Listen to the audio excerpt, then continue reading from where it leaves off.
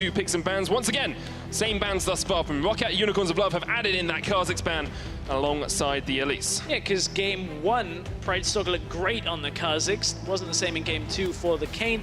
Now we'd be expecting a Jace if they were going with the rest of the bans, but Kalista taken away. And this is because Unicorns put high priority themselves on the Kalista, and ROCCAT would likely say, okay, we'll give the Thresh, take the Kalista first pick themselves. So is there now an AD carry that takes Kalista's spot? Does Trist get first picked here? Do we look at the Jhin as well? There's a lot of AD carries that could take that spot, and one of them is Xayah, which is why ROCCAT getting Wadid, one of his best champions, the Rakan, also breaks up the combination for the Unicorns of Love here. If they take the Xayah, that means they can pair it with the Thresh if they want it in this rotation. Otherwise, it'll get banned away. May see the Tahm Kench later in the draft come through for the Unicorns. There are a lot of options in that support role. Still Thresh there as well if they want to go for that. Xerxes will get his Sejuani once again.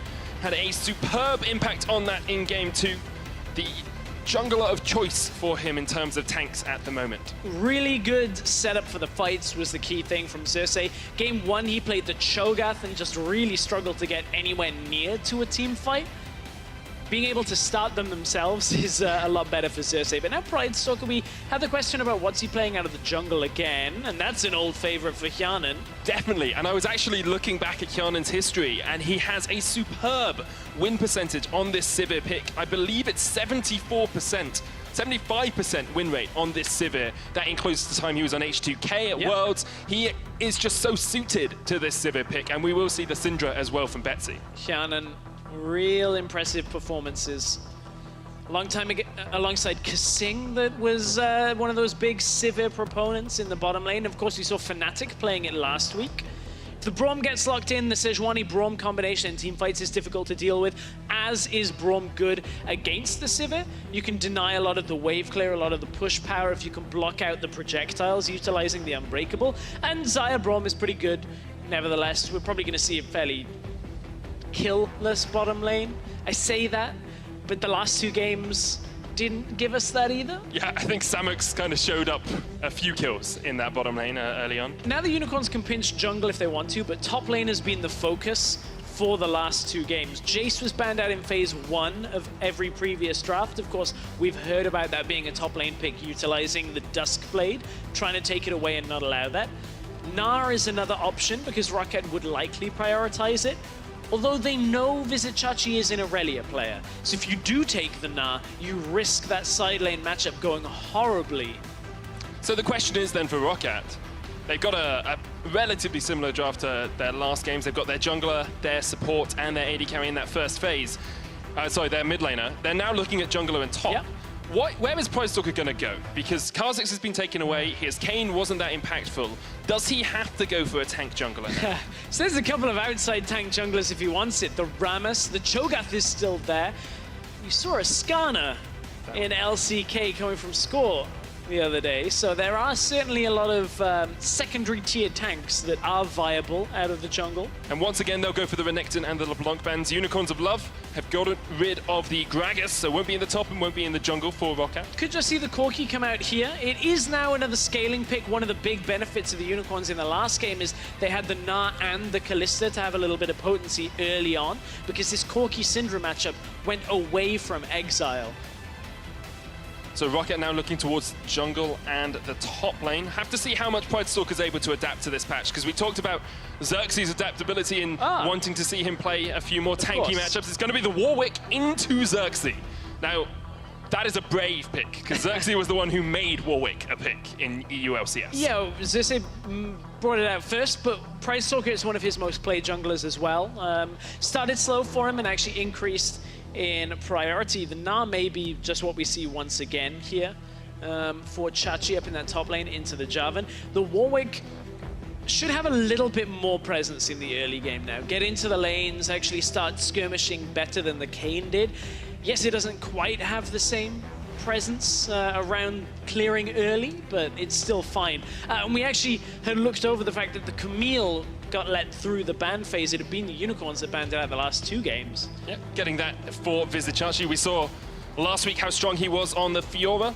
Camille fills a very similar role. Good split pusher, able to isolate people in a team fight as well, and can do a lot of work. This is a very weird top lane matchup. They both want to fight people inside a cell.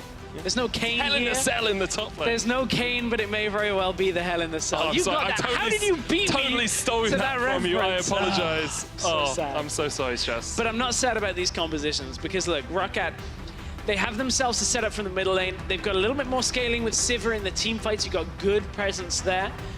Team fight from the top lane, Warwick can get some fights started as well, those earlier skirmishes. But on the side of the Unicorns, once again, Chachi in one lane, Exile in the other lane, and then you've got good team fighting from Xerxes and the rest of the Unicorns when it ends up being the time to group. So for Unicorns, very similar game to the last one is what they'd be looking for, but they can't quite fight as early unless they get those early kills down onto Samix like they did in game 2.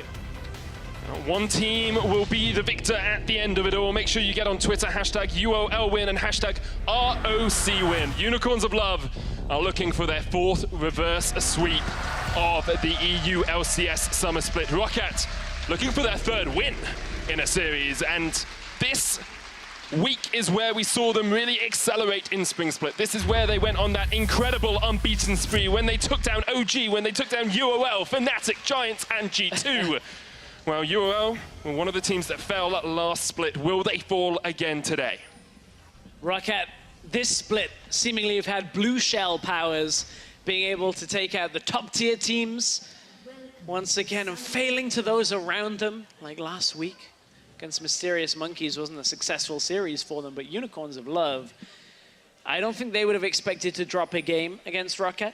They dropped a game to Nip, remember, earlier on in the split. So Unicorns, definitely not the cleanest of our top tier teams.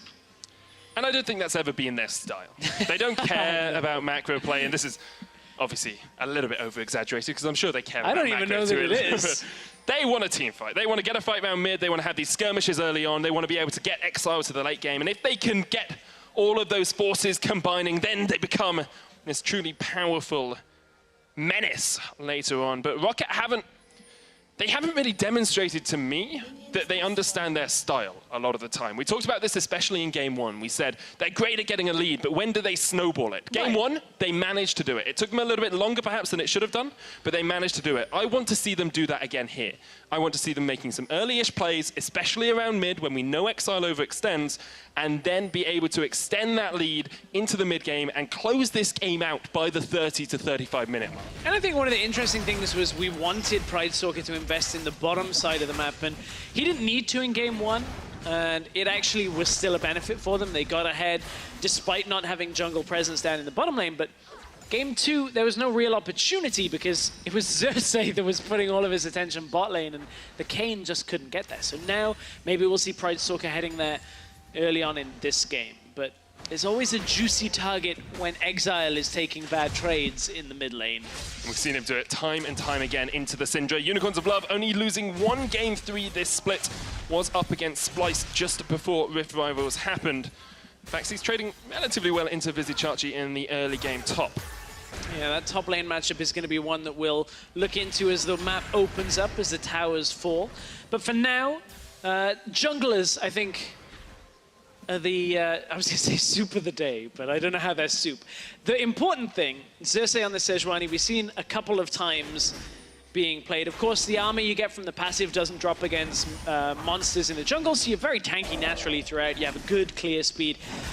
Warwick's early clear is not amazing, but it actually is fine. You sustain up very similarly. You don't lose a whole lot of health, and that's why you can also go that rejuvenation bead. Kind of nicely goes into the build the later you go. So I'm expecting to see presence from the junglers in the next minute and a half or so. I want to see Xerxes maybe look to get in the middle lane, try and help out Exile, because this is already going badly, but gotta watch out in case Pridestalker's there too.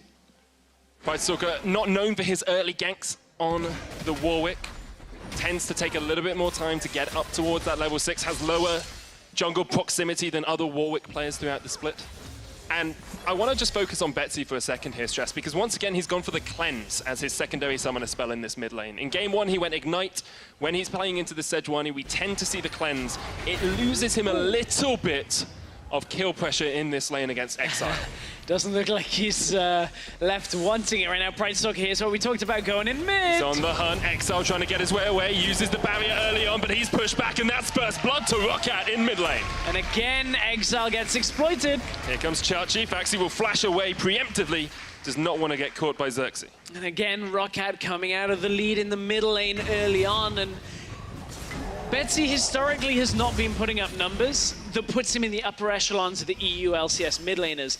Exile is somebody who is meant to be on a top team right now, and he consistently is dropping matchups. Now, granted, Syndra into Corki is a good matchup for the Syndra in the laning phase, but he is being picked apart by every single team the Unicorns have faced over the past 3 weeks. And that is a glaring issue for the Unicorns of Love as we get closer and closer to playoffs. Oh, definitely. Across the rest of the split, they need to be winning these games. They're currently tied in wins with H2K, and if H2K take out G2 later on, Unicorns of Love could fall down to a worse position. It's a worry for them, especially when you're getting towards Worlds and when you're getting towards playoffs and looking for these top spots, because consistently they've been a top team, and now it just doesn't quite look like they have that last step they need to take. Oh, Xerxes is looking to take advantage of a moment of pressure on the bottom lane as Wadid and Cannon have gone aggressive. Xerxes, Q into flash maybe, doesn't need to. Has spell shield. Wadid can get the knock up and jump away, and this is why Civic can be so good. Hillisang forced back as well. And this is just why ROCCAT can be a little bit safer in that bottom lane. Samex had a great game last game, and you can see Unicorns of Love are trying to focus towards him once again. Yeah, there's emphasis on the bottom lane that ultimately ends up going... Chachi? Oh, Chachi! Oh. Not quite. Chachi, I really wanted that kill, but look, Pridestalker is going to try and take advantage of this. Faxi's got to be careful he doesn't get baited here. He will have that Aegis, but can he stay alive? Does he even commit to the fight? Here comes Pridestalker trying to force Chachi back. We'll get some damage down. Faxi's here and healing up so much as well, and Chachi has no flash. ROCCAT looking for the second kill. Oh my goodness gracious me. Oh, Pridestalker not quite able to get the kill there. Chachi, despite not having the flash, got himself out alive. Now it's Xerxes going middle lane. Betsy's 6 though. He needs to be careful because that unleashed power. And Xerxes level 4 from that time he spent in the bottom lane setting up that long route gank. And Xerxes, like Pridestalker knows that Xerxes is only level 4, so that's why he's going aggressive now. Sees him on the ward, Pridestalker is going to just walk up, steal away this camp and say, no, you're going to stay behind on experience, because Betsy is able to easily come across. It's just great play from Pridestalker, especially being in the right position at the right time. Yes, he wasn't quite able to kill Chachi up towards that top side, but able to push him back, and we actually saw Faxi backing away once again to pick himself up a control ward and a pair of boots. And normally the effect of losing a mid lane matchup doesn't extend much more past not being able to make plays around mid and not being able to control the jungle and the pathways around mid lane. But when you lose so much pressure like this, that Pridestalker is easily able to ward and walk into the jungle and fight you, that's one of the downfalls of tank junglers like Sejuani, is you can't commit to that fight. You have nothing to bring to that, so you just have to lose experience here, and that's how detrimental it is in favor of ROCCAT. Exile flashes early, Pridestalker there. There's the stun though, and this is going to be another kill. Pridestalker on the prowl, 2-0 in this early game. Exile once again pushing up with the wave, doesn't have control of the mid lane, couldn't see the Warwick getting into the lane, and the experience advantage for Pridestalker gave him his ultimate earlier than Xerxes. Xerxes was nowhere to be found, and Exile just isn't able to survive in that lane anymore. Exile, somehow, the Unicorns have to learn that if Exile is being put on an island, whether it's because of his own mistakes or because Xerxes isn't going, they have to stop him dying. They cannot let him hemorrhage leads. He's pushed up. Sejuani is in base at this point, and Exile has no vision. Now, granted, he's trying to push out to recall, but it's a risky timing to do that, and unfortunately, it's lose-lose for Exile. Exactly, and I totally agree with you. They need to try and keep Exile safe, but you can't stop someone from pushing up in a lane if they want to. And Exile spends 30% of his laning phase past that mid lane. It's the highest of any mid laner in the league, and he pays for it. Hyanin is going to get jumped on here. We'll pop the on the hunt to try and get himself away. We might look for the re-engage. Not 6 yet, though, so it doesn't have the quickness. But remember, this is a matchup and matchups in general that Unicorns keep picking themselves into. If they really wanted winning mid lane matchups. They've had red side 3 games in a row. You could counterpick with the last pick and definitely have a winning matchup. As well, Syndra's been picked before Corki every single time. And that's the other half of that, is if you desperately wanted a winning mid lane matchup, you could pick something that is able to contend with the Syndra. Now, LeBlanc has been banned, but there are lots of things like, you know, the likes of an Echo that does well in that matchup specifically, but Unicorns stray away from that because they want teamfight presence from Exile. That is their playstyle, and that is the reason they are picking these rough matchups. But I am not convinced that they are able to compensate for these matchups consistently enough. Here comes the Hextech ultimatum as Faxi gets locked in. The Cataclysm comes down as well. He'll try and flash away. Faxi, Glacial Prism! Xerxes just like, oh no, you're not going to escape, and Hylissang will have to try and escape as Pridestalker jumps in. Hylissang gets the concussive blows off. There's the heal as well. ROCCAT will be able to back away from this for the time being. Oh, Hylissang burned down! Was that just the red smite? He had the red buff as well. Like that and the ignite as well must have been ticking on him. We'll get the replay of that in just a second because ROCCAT are going to continue to push, and Betsy's on his way. Samux has flash, but it decides just to retreat from the tower, gives it up. First tower might go over to ROCCAT. Meanwhile, in the top lane, Faxi is going to find the waiting arms of Xerxes. That's a ball to the face, and Faxi, just trying to get his way away, is stunned underneath the tower. Xerxes can tank for days. Another kill to UOL. Now that is going to help out the Unicorns playing around this Camille in the later stages of this game. You can see G2 watching on now, trying to get ready for their series coming up against H2K next. But look, Unicorns, we talked about how they didn't prioritize mid, they're prioritizing top on these exchanges. They know Faxi doesn't have a flash available. Ultimatum comes through from Vizicachi into the crowd control out of Xerxes, and despite Faxi looking like he could get away, he ain't going nowhere as the Glacial Prison comes out. And then Hylissang takes a lot of damage in the trade. I believe it is the ignite plus the red red buff ticking on Hylissang is able to take him down. That's a lot of damage coming through that I don't think Hylissang was expecting at the end of it. And ROCCAT were able to get first tower off that as well. A trend we have seen throughout this series, Stress, is the team ahead at the 15-minute mark is the team that takes the game. ROCCAT here at 11 minutes have a 1,500 gold lead, and they're playing relatively well around it as well. They're going up towards top. They've initiated this lane swap. Unicorns of Love will react to it. Yeah, of course. That reaction from ROCCAT going up to the top side is Unicorns are trying to capitalize on this CS lead up in the top side, having that side control with nearly at Trinity Force for Vizicachi. And we've seen Chachi pop off on these top laners when he's on a carry. He can really accelerate his team's lead, and it's something we've seen from Unicorns of Love is you just need 1 or 2 members to really step up. Is it Chachi or is it Samux this game? At the moment, it looks like it's going to be Chachi. Hanin pops the on the hunt, but did going for the engage. Here's Pridestalker from across the side, a suppression, but it's on to Xerxes, and the teleport's going to join the fight. Ripped out like, I want a piece of this action, please. Pridestalker gets away, he's out, but Chachi jumps in onto Betsy. The unleashed power hits him in the face, take a ball to the back, and now we're going to see the engage back onto Betsy. Here's Exile, eventually joins the fight. Where is Faxi? Here he comes, he's taken the taxi, he's the slow one. They managed to get a counter kill. The Cataclysm comes onto 2, and it's going to be a 3-for-2 exchange in favor of ROCCAT. ROCCAT overall take the second half of the fight, and it looked rough when Pridestalker dropped so low in the middle of the fight, ulting his way straight into the Unicorns of Love lineup. But from there, ROCCAT are able to turn it around when Faxi actually arrived. But look, Hanin has pushed up on his own in the lane. He has his flash. This is dangerous because stunned anyway. into concussive blows can just chase him down. He will get under the tower.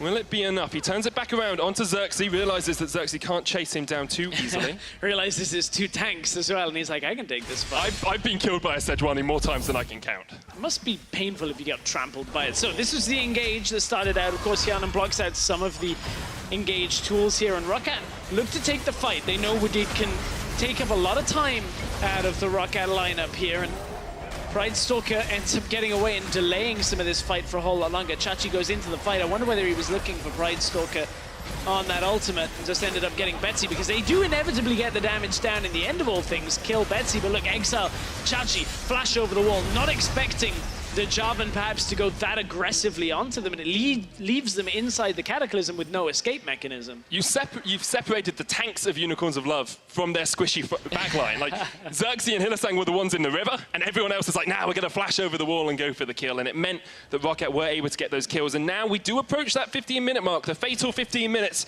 I'm going to call it, and they are still ahead.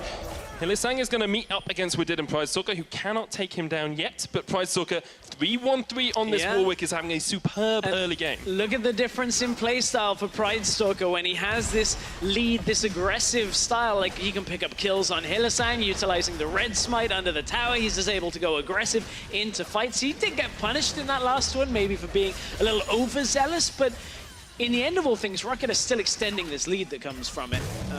And I like seeing ROCCAT being active around Pridestalker. I totally agree with you, and actually this is something we started to see from ROCCAT when they were winning in the spring split. It was active around their jungler. Faxi's going to get jumped on here with the Hextech ultimatum. Xerxes there as well. Permafrost stun, locks him underneath the tower, and Unicorns of Love are very happy to die. Faxi tries to put down the Cataclysm to keep the boar in a cage, but you cannot cage Xerxes. This is no zoo for you. Flashes away. Faxi gets the kill with the turret shot. Chachi will jump his way away with the wall jump. But here come the rest of ROCCAT. They are on the hunt. They're on the prowl. They want to catch out Chachi once again. An isolation kill for him. The charm lands. Shannon there as well as Chachi tries to get his way away. Wall jump, grapple. Pridestalker says, oh no, you don't. Another kill for the wolf in the jungle. At this point, Chachi with no flash, no mana, can't get himself away, means a ROCCAT likely to commit to taking down this bottom lane tower. But again, we spoke in the previous game about how good Unicorns of Love can be at taking objectives when they know they're losing them elsewhere. And look, they put Samux, he's been in the top lane for a while now, pushes forward, takes down the tower, moves over to Rift Herald, or at least Hylissang. His Samux was on a different page. He was actually recalling out, so the Unicorns of Love maybe not quite together on this. But you know what is together? ROCCAT's decision-making around Pridestalker. This is the most kills and assists he has had at 15 minutes, and it's the largest goal difference he's had at 15 minutes across the entire split as well. I don't want to hype them up too much yet, Stress, but is this the ROCCAT revival that we all wanted to see? Because they get Mountain Drake, and now they're going to get the Rift Herald as well, and Unicorns are not answering these objectives. Yeah, I mean, if ROCCAT do win this series, it is maybe time to start talking about that ROCCAT revival, because realistically, nobody would expect ROCCAT to be beating the Unicorns of Love here. Everybody always also expects the Unicorns of Love when there's a new patch, they got crazy things, let's see them do some fun stuff out of the jungle. They bring the Cho'Gath in game 1. Again, doesn't really have the impact. And Pridestalker, this is perhaps one of his best series that we've seen. When you look at games 1 and 3, game 2, he didn't really have an opportunity to get into the game. And the Kayn pick didn't quite work out. He just wanted to show us what Kayn looks like, you know? It's just like, oh, guys, it's 7:14. Let the audience have a quick look at Kayn in case you haven't seen it in your games. In case the 10-ban system means you can never get it. Probably not in a lot of games, but realistically, Unicorns of Love aren't out of this game without a fight right now because they're starting to reach a couple of break points. Chachi has that Trinity Force, as does Exile. We're looking to get a little later in the game with this Xayah, the Essence Reaver build that we've come to expect for later game damage. Lower cooldown on the E, extra critical strike damage. Chachi trading into Faxi once again. This is the role we wanted to see from Chachi. We said in Picks and Bans, it's kind of a 1-3-1 or a 1-4 with Chachi in a side lane. He has a 50 CS lead over Faxi. However, my mind harks back a few weeks when ROCCAT were playing up against Fnatic and Faxi played that Jarvan. And it doesn't matter if you go 1-13 as long as you win the game at the end. I'm sure Faxi's thinking that to himself at the moment. He knows the final destination of the taxi. He's just not quite sure how he's going to get there yet. The 13th death was the charm on that game. Managed to soak up Soaz and Reckless and be able to take them down. But look, Chachi pushes the bottom lane tower because Faxi had to back himself away, and that lead that Chachi has for himself is only getting bigger and bigger. It's at 1,800 gold right now, so ROCCAT need to try and force fights in order to bring Chachi away from the side lane, and that's where they have to be active with Betsy. They have to be looking for stuns, they have to try and get Pridestalker to land ultimates. If they don't get that, then Unicorns will be content to have Chachi out on the side lane. I want to do another comparison here, Stress, because the last two series we've talked, the last two games we talked about Unicorns of Love having the scaling, ROCCAT being the team that needed to make the early plays. Here, they've got a Sivir, they've got a Syndra, they've got a Warwick. Do ROCCAT actually match Unicorns of Love in terms of scaling here, or is it still a Unicorns of Love favored late game? ROCCAT still have decent scaling. It depends on Jarvan being able to get fights started on multiple people, but speaking of fights being started, Chachi gonna channel the ultimate. Hyanan does not have the ultimate of his own and it's cancelled. Teleport does not come in from Chachi. Sivir, you've got to remember, when she's in the meta, has this massive amount of critical strike damage in late game fights because Ricochet can crit all the way through the fight. That's a 1v1, but not for long. Now... Betsy's on his way. Hexa Ultimatum actually dodges the stun. The Unleashed Power comes out. Chachi manages to escape. Rift Tower brought up in the top lane. That's another member for ROCCAT to fight around the charm. Onto the back line as Samus gets caught up. He's going to Featherstorm to try and get his way away. Chachi did escape in the bottom. A great blade caller back catches up Baxi. And here comes Exile. Straight onto the back line. That's one for him. He's looking for Hyanan as well. That will be his second. A double for Exile would did. Jumps onto his lover, says, hug me please, Samus. And Samus says, oh no, you don't. A feather to the face. Brightstalker's going to try and take out Exile, but he just can't do it. Exile gets the triple. Unicorns get the fight, and they look to be back in this game. ROCCAT commit to the fight in the top side, not really realizing that the Unicorns, they've already dealt significant damage up front. Pridestalker tried to go aggressive into this fight early on, and at this point, look, Xerxes, Hylissang, Samux, they're playing this, they're trying to wait for ROCCAT to commit and then go from the side. They get the ultimate combination coming down from Braum. And as soon as they're in the fight, there's not really a whole lot that ROCCAT can end up doing because Hyanan got frozen out for so long. And despite Betsy not being in the fight for ROCCAT, look who can make it there. Faxi had the teleport available, whereas Vizichachi did not. And this is exactly what ROCCAT were trying to play into, but then Exile's so high health. It doesn't matter at this point. ROCCAT are trying desperately to go aggressive, but Unicorns of Love just have enough damage on the back end of it. Look at that. They just completely outdamaged the ROCCAT lineup. And a lot of that has to be the fact that Betsy was down into the bottom lane as well. If you have a Syndra there who can land a few, scatter the weaks, who can get some people stunned up, perhaps you turn that fight around. But they weren't able to kill Chachi, and they weren't able to win the fight in the top side. Now Unicorns group in the mid lane. A 4-man squad, 5-man squad looking for this tower. ROCCAT will be able to defend for the time being. They are 200 gold ahead at the 20-minute mark. Still a lead, Strauss. Still a lead. It is. When looking at how ROCCAT are wanting to play, though, that fact that that's their only lead is really detrimental because we know Unicorns love to fight at this point in the game. Samux takes a chunk. Chachi there as well. He jumps onto Hyanan. There's the Unleashed Power. Hylissang low. Pridestalker's got a kill. And perhaps this is Unicorns losing a fight in the mid lane. I can't believe my eyes as ROCCAT take down 2. They're looking for more. Pridestalker still getting all the kills. He's trying to prowl his way on towards the ball that is Xerxes. Part of the reason why Unicorns end up losing that fight is Samux drops very low at the beginning and then realistically was only looking to try and get the Featherstorm to come back out, and he couldn't get enough damage down, didn't get enough stuns down to be able to stop that, but here we go. Smite versus Smite. Pridestalker, Smite, Stalker trying to secure it for himself. Here we go, Xerxes jumps in, but Pridestalker secures it. Xerxes does not have flash to get his way out, and he's going to fall as well. ROCCAT on a killing spree as they go 11-9 up with a Baron in their back pocket as well. Oh, the TP in from Chachi though, Unicorns are not done yet. Baxi flashes the wall and Chachi goes the wrong way. Here comes the tactical sweep, perhaps looking to catch out Hyanan. Exiles kill Pridestalker, the rest of ROCCAT get away. And this is turning into a very Unicorns of Love game right now where they're trying to scrap their way back into this. Of course, Unicorns trying to fight for the lead in Group B. They desperately need this win. They can't drop a series to ROCCAT. A lot of people would say, okay, they're safe in the group. They should be able to make playoffs, but you're fighting for that first place spot. And if you're losing to the team that is in 4th place in the opposite group, that's not a really confident message to send heading back into group play. Especially when you look at the rest of their group as well. Mysterious Monkeys are stepping up. Vitality are stepping up. Splice are looking good as well. Unicorns of Love are facing down a very real possibility that they lose to go down to 3rd place, never mind 2nd. Glacial Fisher will come out from Hylissang. They're looking for their first Mountain Drake of the game. Pridestalker's not there, so it should be an easy secure for the Unicorns. But they did just bounce back in that fight. As bad as it has looked at points, Unicorns are on the upswing in this game. Exile is powering up, so is Vizichachi, maintaining a lead.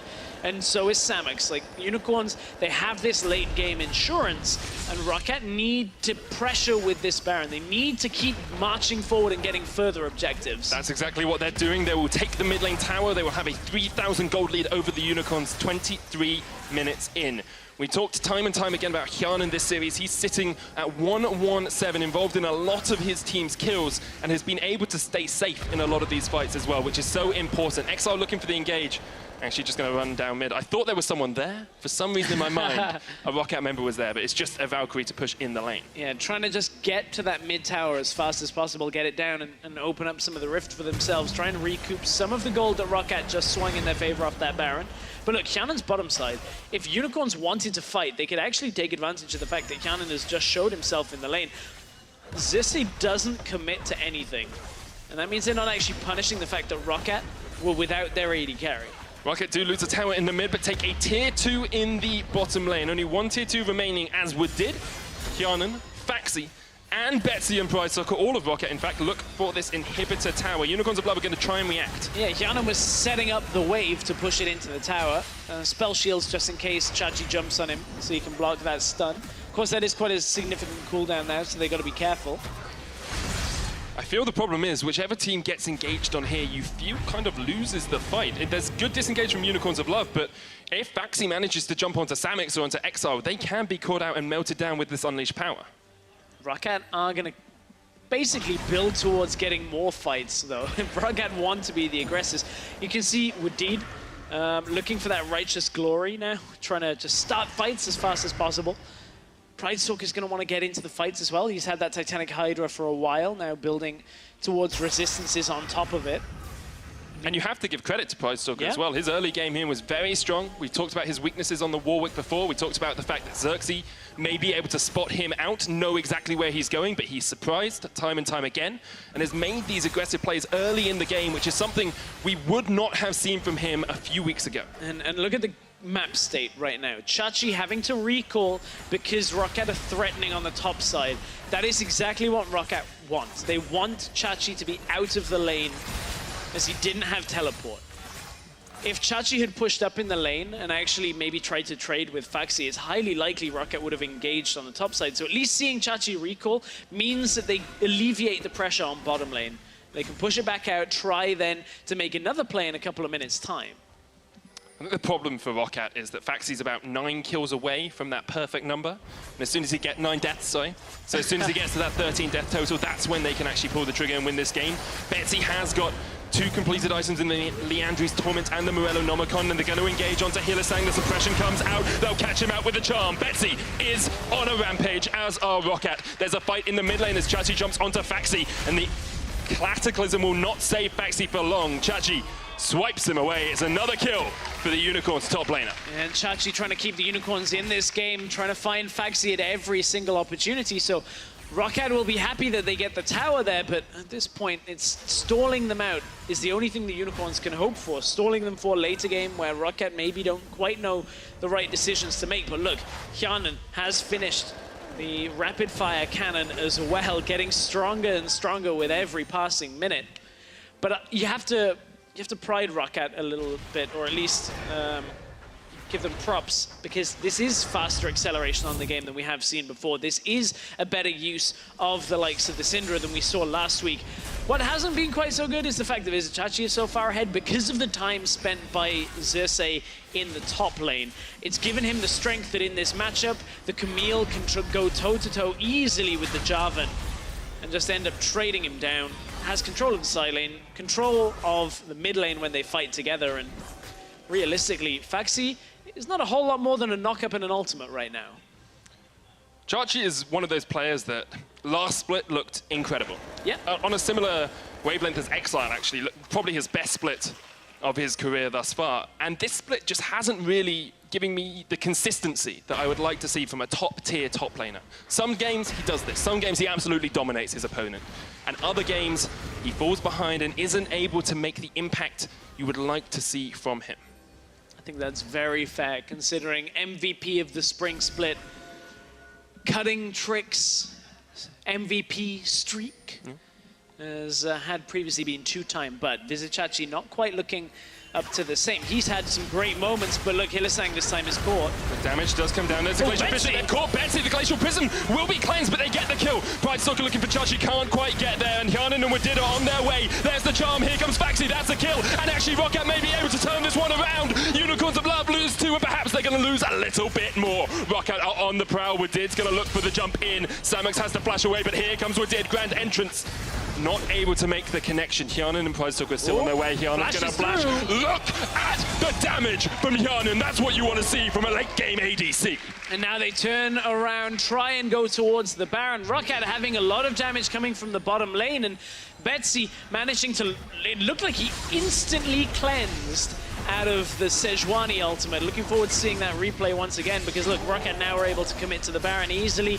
They will get second Baron here, and ROCCAT are in full control. This is very similar to game number 1, the way that they're looking to snowball. 5,000 gold lead around the 30-minute mark, and this is what made it happen. So it looks like Chachi started the engage off, trying to get onto Betsy in the middle lane, because they know if they can just get this fight started, then everything will go their way. Betsy, whew, looked like an instant cleanse there as it connected. And Unicorns of Love then, look, Chachi was low, Hylissang was low, and it's an easy set of pickups for the Unicorns of Love. Sorry, for ROCCAT on the Unicorns of Love, as this fight just chases up through the jungle. It's a matter of time before Syndra's caught again. Betsy's going to get chunked out. The Unleashed Power comes onto Chachi, but that's not enough. That's a great catch for the Unicorns of Love. Not sure what Betsy was doing there. And they're still going to have the Sejuani ultimate soon. Pridestalker now trying to take the fight. Unleashed Power comes out, the knock. There's a charm onto 4, though. What can Hyanan do here? He's melting through Hylissang. Pridestalker's going to fall as well. Oh, 2 kills down. A great Glacial Prism on it towards Hyanan as well. Another double kill for Exile. And Unicorns of Love have turned this one straight on its head. Hyanan thought he was safe, but Pridestalker ended up dying so quickly that Hyanan is an easy target for that Sejuani ultimate. Now the Unicorns of Love, from being down the Baron buff, from being down the fight, ROCCAT looked like they were in such a good position. A fight happens in the jungle, and ROCCAT are once again on the back foot. And you've got Wadid and Faxi to try and defend. You haven't got much damage. You haven't really got a way of stopping Unicorns of Love getting this inhibitor. 30 minutes in, the gold has now shrunk to 2,000 of just that one fight, and an inhibitor goes down to the Unicorns of Love. Faxi and Wadid are going to try and chase the Unicorns back out of their base, just to deny the recalls for as long as possible, because there was a tower in the top side that did just die. But look, this is how the fight started. Betsy was standing on a ward. The teleport came through from Visit Chachi, and they're able to cut Betsy off. And look, from there, they kite down into the fight around Pridestalker, and I think Pridestalker actually takes the fight against Visit Chachi here. Actually tries to trade against him, and look, Chachi kites back towards the backside of the fight, but it's not enough. And from there, look, Pridestalker dies.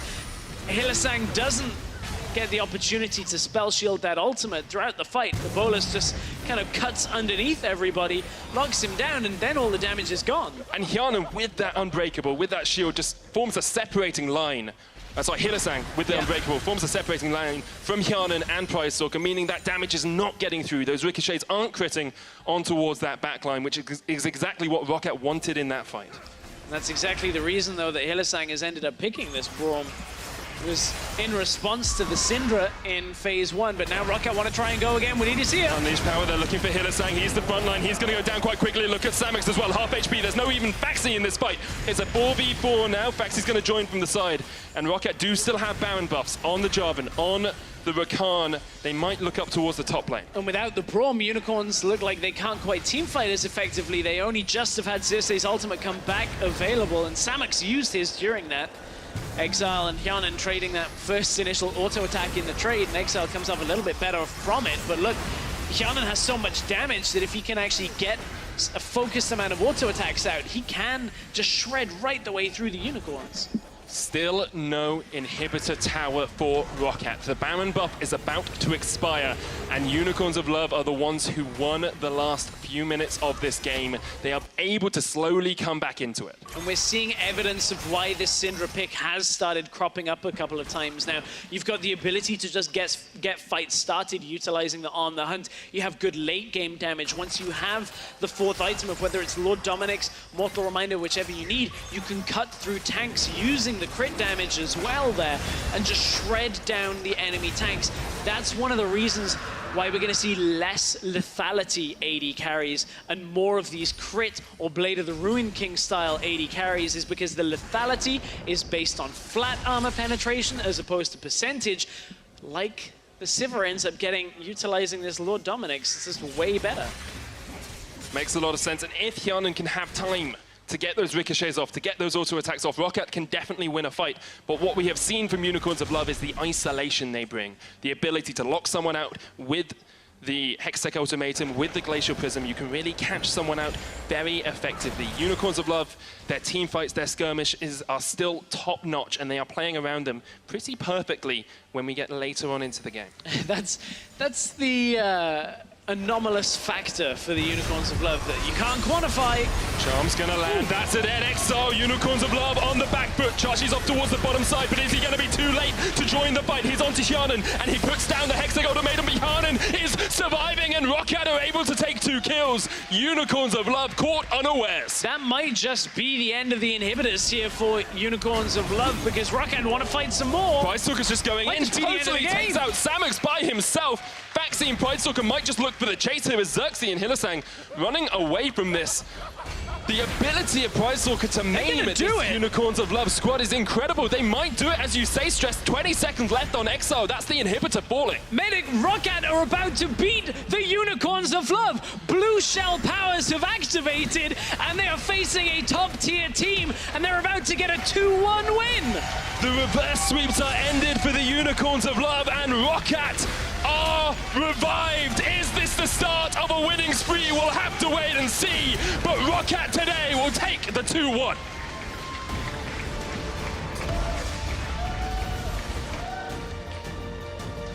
It's a very happy day for some of the regular ROCCAT fans in attendance, flags waving in the audience. An unexpected but very deserved win from ROCCAT here against some of the toughest competition in Europe in the Unicorns of Love. That was a great victory and proved that ROCCAT had worked on some of the errors in last week's play that we saw against Mysterious Monkeys. They snowballed these games out of the mid, out of the early game, much better. Definitely. And on the other side, Unicorns of Love fell flat at team fights, which is never where we expect them to fall flat. Every time ROCCAT were winning fights, it was in that mid lane. It was where Unicorns tend to thrive, tend to be amazing. They just weren't able to connect the dots they needed today. But another week goes by, and it's more of the same from the Unicorns. An inability to stem the bleeding in mid lane, an inability to control the early game in multiple portions, and despite game 2 looked great from a couple of skirmishes going through, they don't consistently seem able to hang on to the early game, and ROCCAT came in seemingly with a game plan, knowing they could get a lead in the early game and had worked on how to snowball. And that's one thing you've got to say is teams are going to recognize where the openings are against the Unicorns and play out well to close the game. And you have to give credit to ROCCAT as well. Their first win since week 3 of the LCS. Feels like a long, long time ago that they beat out NIP, but now looking like they're in a much better spot. After 2 tough losses, ROCCAT secured an impressive win over the Unicorns of Love. Let's go to the analyst desk to find out more on Game 3. Thank you very much, Medic. And it was in week 7 on this game date in the spring split that ROCCAT started their resurgence. They went 2-1 versus Origin, 2-0 over Vitality. They beat Fnatic 2-1. They beat the Giants 2-0, 2-0 over Misfits, and 2-1 over G2. Now they beat the Unicorns of Love. How much is this the start of another resurgence for ROCCAT based off what we've seen over this series, Veddy? I do not think it. I think that ROCCAT did a great job of punishing the weaknesses of the Unicorns of Love. You heard the casters talking about it. We've been talking about it for a while. The early game is not the strongest, right? And a lot of the credit has to go to Pridestalker. This man played exceptionally well throughout the early game, setting up fantastic ganks, finding great opportunities to shut down laners, utilizing the fact that he had powerful tools in the form of a Sivir, a Syndra, an overextended Chachi. Like, this guy was reading the map and finding so many great advantages in the early game that propelled ROCCAT forward into these great why fights. are you being so hard on them then? I mean, the reason why I'm being hard is because, like, this is actually one of the better fights for the Unicorns of Love initially, but then ROCCAT find these great turnarounds. And it's just because I feel like Unicorns of Love, when they commit to a decision, it's often just on the decision of a coin flip, where sometimes they decide this is a good fight, sometimes they decide it's bad, and because it's so inconsistent, they just often in this game didn't find the right fight. I'll agree with you there, but the Unicorns of Love are on a 3-series win streak up until now, and yes, they failed at Rift Rivals, but they do what they're good at, and no other team has been able to beat them at that, so props to ROCCAT from my side at least. Yeah, for sure, and I kind of gotta agree with Verios. I really want to praise ROCCAT highly because they have the most Swedes in the LCS, so that's obviously something that spells What, is quality. that one? Yeah. Two. No, but I just think that the performance was not consistent enough to draw big conclusions from. No. Look at that game 2. You can't say that this team's going to go 7-0 in the last games. But it was impressive. Yeah, I absolutely agree with that. Obviously, it wasn't a 2-0 snowball victory, but I think it's nice to kind of draw the line to last split and how they research, because if they found it within themselves, sounds very philosophical, but to get that mental shift and kind of tap into what they did then, it could be a good start-off point. The big thing for me is the fact that, okay, so we talked a lot about Pride Stalker, but you're also seeing what happens when Hjarnan and Wadid have this other front line, have these other players to play around. Betsy landed a lot of great stuns. Faxi was probably the weak point of the team this game, getting caught out a lot, but when it was ROCCAT engaging the fights, he was the main facilitator. And so when Wadid and Hjarnan have this great pillar to play around, that's where you can see how strong this ROCCAT lineup actually can be. Can be. Pride Stalker was our player of the series, given his Kane in game 2 was not that impressive, but his Kazakhs and his, damn, why did I just forget what he played in the last game? It was also a Pride Stalker. It was Warwick, because I made the connection to a Kazakhs and a Warwick, which fit his name and his playstyle very, very well. And that is obviously the key. Whenever we do see ROCCAT doing well, it is because Pride Stalker is able to work with the team and make something happen. So they just need to replicate that over and over. And as you just saw, ROCCAT, they pulled off a huge, huge upset by taking down the Unicorns of Love, and Dracos is standing by with their top laner and AD carry. Thank you very much, Shox. I am joined by Foxy and Hjarnan. First question to you, Hjarnan. What was the key to success for taking down the Unicorns of Love, taking down a top team in the LCS? I think we just, I don't know actually, we just played our game, and they were not as strong as H2K and stuff early game, I think. So we actually managed to scale up, and we could go for a comp that has a bit more scaling, I think. And we throw quite some fight, I think, in the last game as well, because they've done it a bit cleaner, I think. But overall, we just did what we did in practice, and I don't know. It was quite easy, I think, in the end, but... All right, quite easy. A lot of confidence there. Now, one match that wasn't easy for you guys was that matchup versus H2K. Foxy, what was the difference between playing up against H2K and Unicorns of Love in the early game? Why were you able to succeed here, but maybe not succeed against H2K? I don't actually know what happened. I think H2K is just a really good team. Like, they're a lot better than UOL, I would say, right now. Like, their early game is actually really good, and they always play good on their tempo. And so we just try to learn from them to just play on our tempo when we can and win the game. Definitely looks like it paid off for you guys. Now, looking forward, is this the start of another surge for ROCCAT? I don't want to say winning streak, but I'm going to say winning. Is this the start of another winning streak? I'll ask both of you to answer that question. Foxy first. Maybe it is. Like, right now, I think we have a really good grasp of the meta, what we have to pick right now, in drafting-wise and like how to play. So I think it might happen something like that, yeah. All right, actually I'm going to interrupt there because you just brought up that you feel like you guys have a good grasp of the meta. Yeah. Stem 14 is crazy to me. So Hjarnan, why don't you share with us what some of that good grasp of the meta looks like? Like, what is good on this patch? So much has changed. I think it's a bit hard to say right now. Some people first picked like ROCCAT and stuff like this. So I don't know. I don't know if you have a good grasp or not about the meta, but maybe he has, but I don't know. But yeah, I don't know actually. We will see what happens. All right. Maybe still a little bit in shock across the team, reeling from the most recent victory. Now, our next match coming up next is going to be G2 versus H2K. I'm curious what your guys' predictions are going to be for that series. We'll start with you, Hjarnan. I didn't listen actually. I zoned out. G2, H2K, who takes it? What's the score? That is a hard one actually. But I think H2K. H2K 2-1, 2-0. 2-0. 2-0 H2K. Foxy, what do you got for me? Actually, I'll say H2K too, but 2-1 though. 2-1 H2K, 2-0 H2K. Yeah. All right, well, the ROCCAT boys clearly in favor of H2K. We'll find out who takes it when we get back from a break. G2 versus H2K coming up next. Don't go anywhere.